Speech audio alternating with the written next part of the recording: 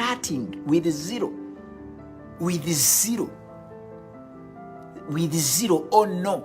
Chikwetagisa ng'ogaba bugabi service ya connection. John 14:6. What do you have? What do you know? Do you have the people? If you have the people, do you have the contacts of people who are doing things? Mogata. Kayungirizi. Kati nakugambe you can launch a consultancy. You can launch a restaurant. You can resell your second-hand clothes. Oyinza ogamba abantu bonna weereza ka WhatsApp mu WhatsApp group obagambe anyone who has second-hand clothes and shoes I'm buying. Olaba abantu bwe batayingire inbox yo. Eyo business gilaunching. Tewali ajja kuwa magezi gano. Gwe weereza WhatsApp message ogambe anyone who has clothes you deem no longer fit for you, I'm buying them.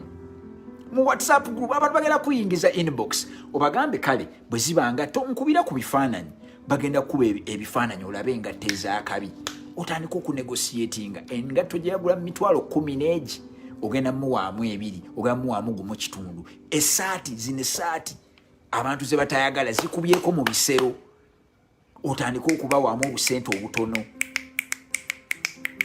Ujja kulabanga little capital gwe twogerako little cash giri mitwalo nga 15 ng'abantu ogenda bagulako ebiteeteeyi amakumi aga emitwalo 15. Kati mwe bwe mulowooza ku kutunda second hand clothes omutwe mutaddemu ekibuloka mulowooza genda China, mulowooza genda US, mulowooza genda tugambe Bungereza. Engoye zijje nga mivumba gibeere ku mmeeri mugende ku revenue mutandika okukiriyalinga banange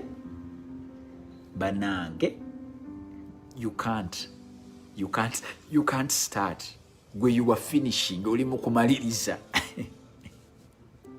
Gwe nayagala okutandika ng'olaba mu revenue oli mu kumaliriza. Gwe nayagala okutandika ng'olaba mu license olaba mu ebisenge bine ebya office oli mu kumaliriza. Teka mu buteesi ka anyone who has second hand shoes, anyone who has shoes nga tezikyakutuuka yingira mu inbox twogere. Ezimu bagenda zikuwa nga za bwereere endala bajja kugamba mpaamu sente ate omuntu eyo engeri gy'akumanyi agenda kugamba nti you can pay later.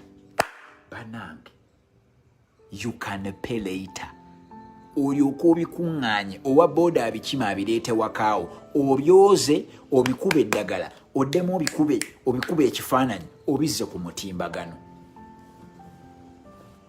Eyo business nayo ngikuwadde naye yo nkuwadde naye abwereere.